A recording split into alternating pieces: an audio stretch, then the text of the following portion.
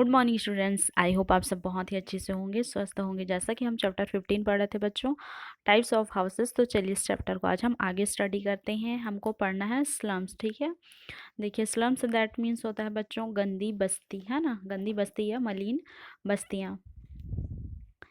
Slums in the cities are a result of inability to buy or build the house by the people। देखिए गंदी या मलिन बस्तियाँ, तो इस प्रकार से स्लम मतलब हाउसेस होते हैं बच्चों, जिसको स्लम कहा जाता है। यहाँ पर जो गंदगी होती है वो ज़्यादा होती है ना। देखिए स्लम मीन्स गंदी बस्ती, सिटीज़ मीन्स शहर, रिजल्ट मीन्स परिणाम, ठीक है, एंड पीपल मीन्स लोग। इनएबिलिटी दैट मीन्स असमर्थ होना। तो यहाँ पर बोला जा रहा है कि शहरों में मलिन बस्तियाँ लोगों द्वारा हाउस बिल्ड मतलब घर खरीदने या बनाने में असमर्थता का परिणाम है ना। And such people build a shelter for themselves with plastic or tin seats in empty space available. देखिए plastic means plastic and tin का जो सीट होता है इस प्रकार से, एंड इम्पिटी मीन्स खाली, इम्पिटी स्पेस खाली जगह, अवेलेबल दैट मीन्स उपलब्ध। तो ऐसे लोग, ठीक है, ऐसे लोग किसी भी खाली जगह में प्लास्टिक या टीन की चादरों से अपने लिए क्या करते हैं, आश्रय का निर्माण करते हैं। Clear. The people in the slums live in unhygienic condition as stagnant water and garbage is found all over due to improper drainage system। देखिए अनहाइजेनिक कंडीशन, अस्वच्छ स्थिति में भी, ठीक है, गार्बेज में होता है कचरा। तो यहाँ पर बोला जा रहा है कि जो मलिन बस्ती में लोग है ना,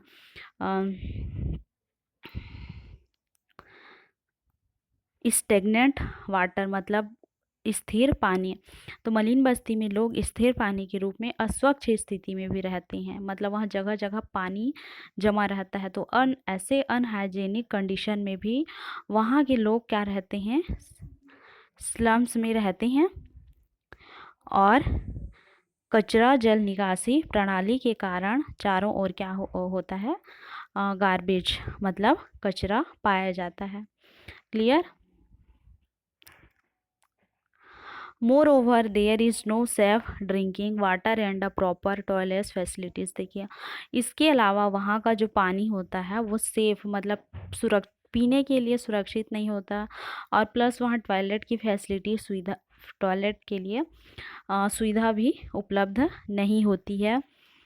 The people in the slums take up jobs like construction workers, domestic helpers, rickshaw pullers, factory workers etc। देखिए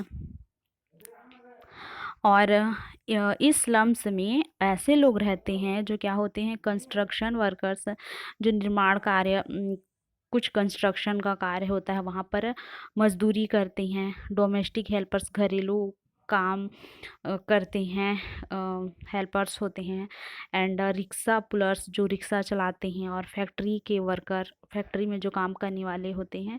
ऐसे लोग इस प्रकार के हाउसेस में रहते हैं, स्लम्स में, है ना, मतलब जो थोड़े पुअर रहते हैं, गरीब रहते हैं, ठीक है।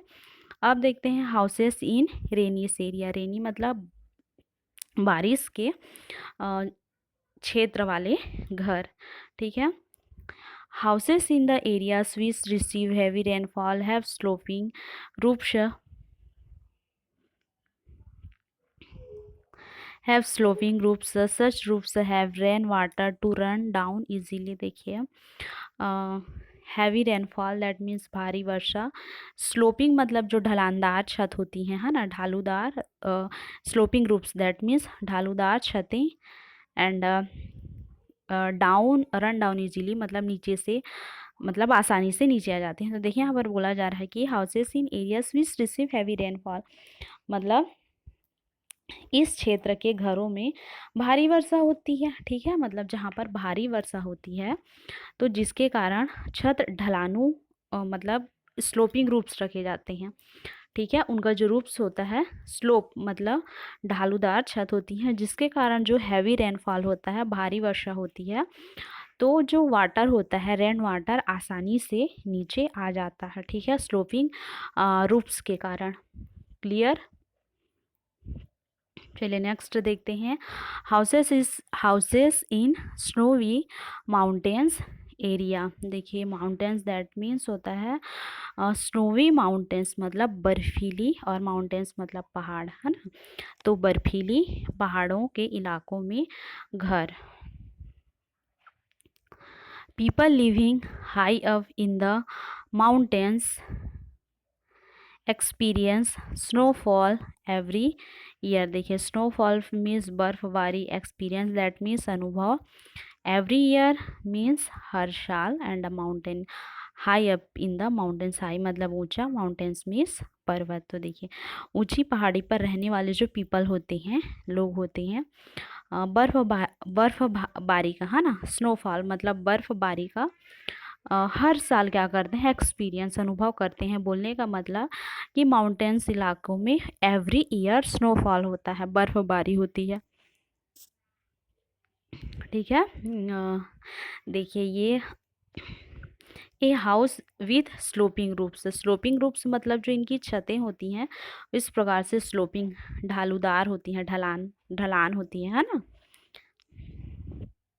दे make house with sloping roofs as the snow falls on these roofs it sliders down and does not collect on the top. देखिए कलेक्ट मीन्स इकट्ठा, टॉप मीन्स ऊपर, स्लोपिंग रूप्स मतलब ऐसे ढलानदार छत।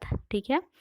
तो यहाँ जो पीपल होते हैं, लोग होते हैं, उनका रूप्स ऐसे स्लोपिंग होता है, जिसके कारण अगर स्नोफॉल भारी बर्फ़ गिरता है तो जो बर्फ़ होते हैं आसानी से नीचे चले जाते हैं, और टॉप मतलब ऊपर में इकट्ठा नहीं होते हैं।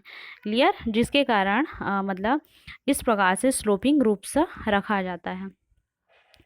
अब है आपका houses in flood prone areas मतलब बाढ़ प्रवृत्त क्षेत्रों में घर।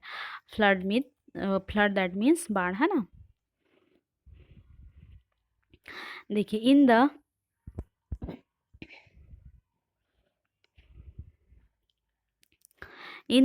Flood prone areas people make stilt house.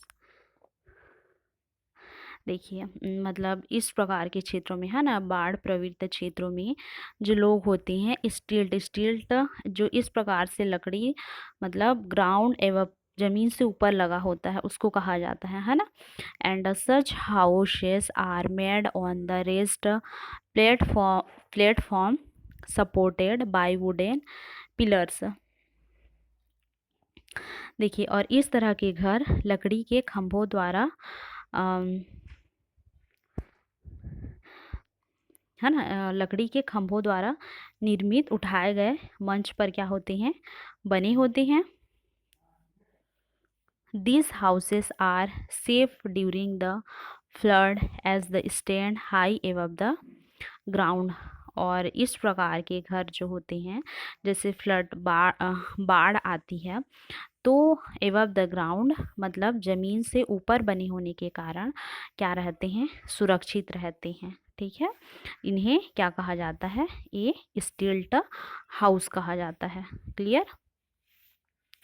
Houses in Arctic regions. देखिए आर्कटिक रीजन दैट मीन्स कि आर्कटिक क्षेत्रों में घर। In the Arctic's area near the north pole of the earth the region is covered completely with ice. देखिए Arctic regions मतलब Arctic क्षेत्र होता है, नॉर्थ पोल मतलब उत्तरी ध्रुव, एंड अर्थ मीन्स पृथ्वी। ठीक है। Ice that covered completely with ice मतलब बर्फ से ढका होना। तो देखिए पृथ्वी के उत्तरी ध्रुव के पास आर्कटिक क्षेत्र में यह क्षेत्र क्या होता है, पूरी तरह बर्फ से ढका हुआ है। And people in this region make the house with ice called as igloo. देखिए जो इस प्रकार से घर होता है उनको क्या कहा जाता है, इग्लू कहा जाता है ना। तो इस क्षेत्र के लोग बर्फ़ के पास बर्फ़ के साथ घर बनाते हैं जिसे इग्लू के नाम से जाना जाता है। Clear. An igloo provide safety from the cold winds.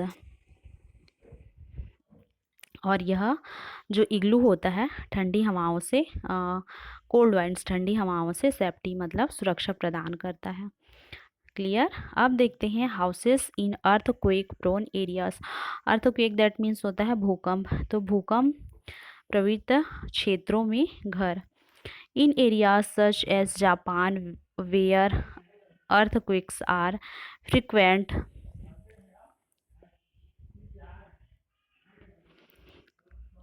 people make house of wood. देखिए अर्थक्वेक मीन्स होता है भूकंप, फ्रिक्वेंट मीन्स लगातार, एंड देखिए सच है जापान मतलब जापान में।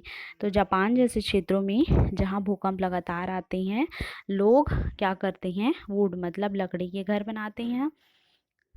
This do not collapse in A minor earthquake.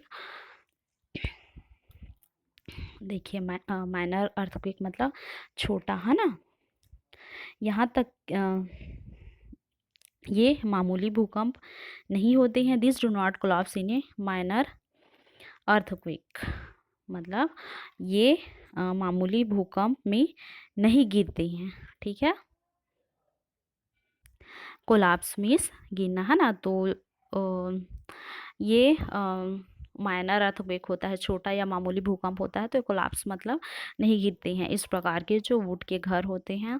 And even if they collapse during a major earthquake wood does not cause heavy injuries to human beings. देखिए collapse means गिरना, major मतलब बड़ा, है ना, and injuries means हानि, human beings मतलब मनुष्य। यहाँ तक कि अगर वे एक बड़े भूकंप के दौरान गिरते हैं तो जो लकड़ी से इंसान को इंजरीज मतलब भारी चोट नहीं लगती। ये होता है अर्थक्वेक प्रोन वाले क्षेत्रों में इस प्रकार के वुडन हाउस। क्लियर।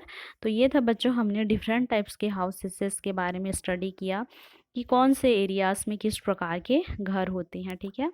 आशा करती हूँ हमने जितना पढ़ा बच्चों आप लोगों को समझ में आया होगा। आप लोगों का SW कि आप लोगों को भी इस चैप्टर को एक एक स्पेलिंग करके रीड करना है।